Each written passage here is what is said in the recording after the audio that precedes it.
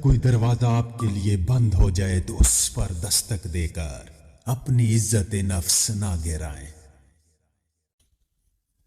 जब कोई दरवाजा आपके लिए बंद हो जाए तो उस पर दस्तक देकर अपनी इज्जत नफ्स ना गिराएं। अना की तस्कीन के लिए मुखलिस लोगों को खो देना सबसे बड़ी जहालत है।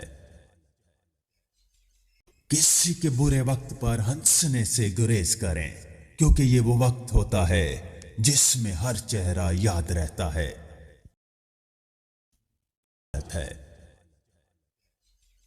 किसी के बुरे वक्त पर हंसने से गुरेज करें, क्योंकि ये वो वक्त होता है जिसमें हर चेहरा याद रहता है।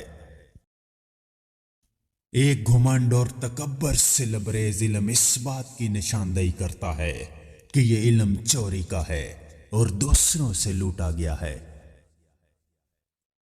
कर्ज लेने से हमेशा बचें, क्योंकि कर्ज दिन में रुसवाई और रात का गम है। कर्ज लेने से हमेशा बचें, क्योंकि कर्ज दिन में रुसवाई और रात का गम है। जब कोई औरत आपसे बात कर रही हो तो उससे अपनी आंखों से सुने। जुबान का लगा हुआ जख्म कुल्हाड़ी के जख्म से भी ज्यादा दर्दनाक होता है। हर वक्त जुबान का लगा हुआ जख्म कुल्हाड़ी के जख्म से भी ज्यादा दर्दनाक होता है। हर वक्त तंजिया अंदाज रखने वाला अपना वकार खो बैठता है। लोग तब तक अच्छे हैं जब तक उनकी गलती सामने ना आ जाए। अपना मुंह सिर्फ इस सूरत में खोलें जब आपकी बात खामोशी से ज्यादा खूबसूरत हो। जब तक आप शेर की गार में दाखिल नहीं होंगे, आप शेर के बच्चे नहीं पकड़ सकते।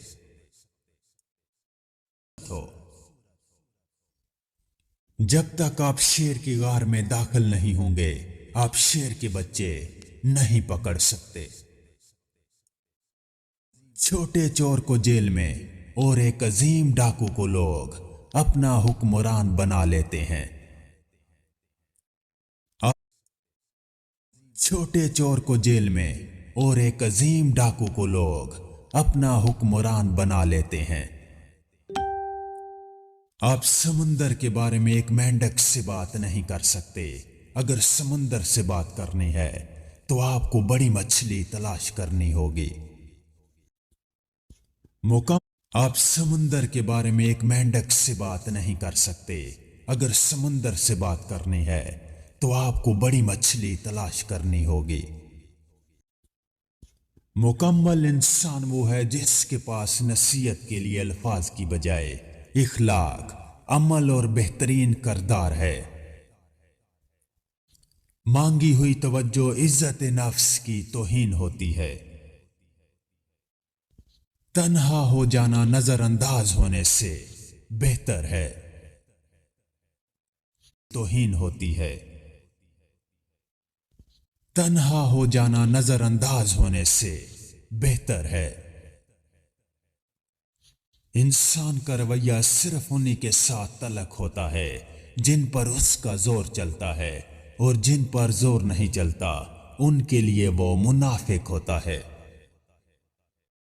अक्लमंद इंसान कामयाब होने से पहले सारे चेहरे अच्छी तरह पहचान लेता है, क्योंकि कामयाबी के बाद हर कोई अपना बन जाता है। मैंने देखा इसे मेरे गुनाहों की पर्दापोशी करते हुए और मेरी दुआओं को कबूल करते हुए, मेरे गुनाहों के बावजूद मुझे रिस्क देते हुए और मुश्किलों में मेरा हौसला बढ़ाते हुए। मैंने देखा इसको मेरे लिए वसीले बनाते हुए जो मेरे गुमान में भी ना थे। बड़ा खूबसूरत कोट फेसबुक पे मुझे मिला अचानक, तो बड़ा ज़बरदस्त टॉपिक है। Who is Allah the most. और आप उसे बिठाएं गाड़ी में और बिठा के लाहौर की सैर कराएं 120 की स्पीड पे, या बहुत हाई स्पीड पे उसको लाहौर की सैर करा दें एक कोने से दूसरे कोने तक, तो वो आपको क्या कहेगा? एट द एंड आप उससे पूछेंगे कैसा लगा लाहौर, تو وہ آپ کو کہے گا کہ کیا لگا, دیکھا ہی کچھ نہیں, گاڑی میں بٹھائے رکھا تم نے, نہ کہیں روکا, نہ کوئی بریک دی, نہ کوئی تسلی سے مجھے کچھ دیکھنے دیا. تو ہم زندگیاں ایسے گزار رہے ہیں 5ویں گیئر پہ, آٹو پائلٹ پہ, اور گاڑی میں بیٹھے ہوئے, اور گاڑی تیزی سے جا رہی ہے اور ہم رک کے کچھ بھی چیز نہیں دیکھ رہے, نہ سمجھ رہے. تحمل ہماری زندگیوں سے اٹھتا جا رہا ہے. دس از دا ریزن کہ ہر بندہ پریشان. میرا یہ کرکس ہے.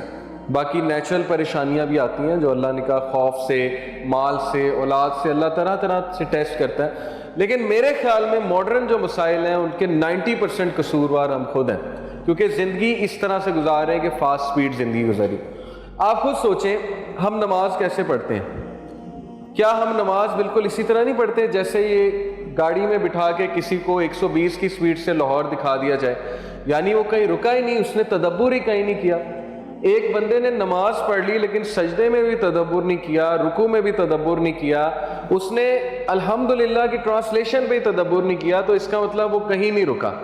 یعنی وہ ہائی سپیڈ پہ ہر چیز کرتا جا رہا تھا اور صرف اپنی گاڑی میں بیٹھ کے وہ ٹریول کرتا جا رہا تھا, یعنی اپنی دنیا میں, اپنے پرسپیکٹیو میں, اور اس کے لیے کوئی دنیا ایگزسٹ نہیں کرتی تھی. تو یہ آج کی انسانیت کا میں سمجھتا ہوں بہت بڑا لاس ہے. سب سے پہلے you guys need to give yourself a break. آپ لوگ اپنے ذہنوں کو بریک لگائیں. زندگی میں بڑے مسئلے ہیں. میں آپ کو ایک پرسپیکٹیو دیتا ہوں, اگر LED آن ہوتی آپ کو پکچر بھی دکھاتا, کہ کبھی بیٹھے سوچ کے کہ کائنات میں کیا کیا ہے. یہ جو ارتھ ہے نا, اسپیک آف ڈسٹ ہے کمپیئر ٹو دا کریشن. پوری گیلیکسیز ملا لیں, اسٹارز ملا لیں, کتنے اسٹارز ہیں کائنات میں؟ کوئی رف آئیڈیا کوئی دے گا؟ 800 بلین ایسٹیمیٹڈ ہے, وہ بھی بلین کی قریب 2000 ارب. یعنی یہاں پر ایک اسٹیٹسٹک میرے پاس ہے کہ according to physicist 33 sextillion stars universe میں موجود ہے. سیکسٹیلین کا مطلب ہے 3 فالوڈ بائی 23 زیروز, جو کہ انہوں نے بتایا نا بلینز کو بلین سے ملٹیپلائی کرو. اب آپ سوچیں کہ کائنات کا مقصد صرف یہ ہے کھا لے پی لے جی لے. ہم صرف دنیا میں یہ کچھ کرنے آئے ہیں کہ جانور کی طرح کھا لو پی لو جی لو, اور یہ واسٹنس آف اسپیس میں صرف دنیا میں ہم رہ رہے ہیں. اس کے علاوہ پوری اسپیس کا کوئی مقصد نہیں. اس کے علاوہ واسٹنس آف اسپیس, ان سٹارز کا, ان ساری چیزوں کا کوئی مقصد نہیں ان کی تخلیق کا. یہی بات اللہ تعالیٰ قرآن میں ہمیں بار بار یاد کراتے ہیں کہ ہم نے کائنات کو کھیل تماشے میں نہیں پیدا کیا. ہم نے اس دنیا کو, پوری یونیورس کو وداؤٹ پرپز نہیں پیدا کیا. تو جو لوگ یہ بات ذہن میں رکھتے ہوئے پرپز کو سوچتے ہیں کہ یار میں یہاں کرنے کیا آیا ہوں, میرا رول کیا ہے اس دنیا میں, میں اکیلا تو نہیں ہوں. اللہ تعالیٰ نے بہت سے کریچرز بنائے, لیکن مجھے ہی کیوں یہاں پر بھیجا ارتھ میں, جو کہ بیسٹ پلیس معلوم ہوتا ہے. اگر پلانٹس پہ نظر دوڑائی جائے, کوئی 4000 پلانٹس کے 40,000 پلانٹس میرے خیال ابھی تک ڈسکور ہو چکے ہیں, لیکن ان میں یٹ بیسٹ جو ابھی تک ارتھ ہے. تو بیسٹ جگہ پہ اگر میں آیا ہوں تو مجھ میں کوئی تو خصوصیت ہے نا. یہی سوچ کے بندے کو کام ڈاؤن ہو جانا چاہیے. اس کو اپنے مسائل چھوٹے لگنے پڑیں گے. ہمارے مسائل چھوٹے چھوٹے ہیں کیونکہ ہمارا ویژن ہی اتنا سا ہمارا ویژن ہے. ہم نے کبھی واسٹنس آف اسپیس نہیں سوچی. ہم نے یہ نہیں سوچا ہم بیسٹ پلیس میں آئے ہوئے ہیں, اللہ نے ہمارے لیے مسخر کی ہوئی ہیں چیزیں, تو ہمارا کو بہت بڑا مقصد ہے اور ہماری سلیکشن ہوئی ہے. تو ہم آئے, اللہ نے کہا تم سلیکٹ ہوئے. پتہ نہیں کتنی اسپیشیز میں سے اللہ نے ہمیں سلیکٹ کیا. اوکے, تو یہ چیز بڑا کام ڈاؤن مجھے کرتی. جب کوئی مسئلہ آ جائے, جب کوئی دکھ آ جائے, تو بندے کو یہی سوچ لینا چاہیے کہ یار یہ دکھ compare to the bigger purpose کچھ بھی نہیں ہے جس مقصد کے لیے میں یہاں پہ ہوں. اب وہ مقصد کیسے واضح ہونا, میں ایک پرسپیکٹیو اور آپ کو دیتا ہوں. اچھا, فزکس کون جانتا ہے یہاں پہ؟ ذرا فزکس کسی نے تھوڑی بہت پڑھی ہوئی آپ میں سے؟ اچھا, آپ نے پڑھی.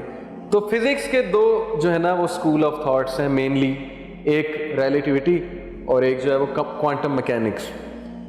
اب ریلیٹیوٹی کو اگر کوئی ڈیفائن کر دے آپ میں سے, ریلیٹیوٹی کیا ہے, کوانٹم میکینکس کیا ہے, کیونکہ فزکس کا بہت گہرا تعلق ہے دین کے ساتھ. یہ میں آپ کو پکی بات بتا رہا ہوں. انشاءاللہ ابھی میں کچھ باتیں بتاؤں گا, آپ کو سمجھ آ جائے گی. تو ریلیٹیوٹی آسان لفظوں میں کچھ سمجھا سکتے ہیں آپ؟ ریلیٹیوٹی آئنسٹائن کا اسکول آف تھاٹ کیا تھا؟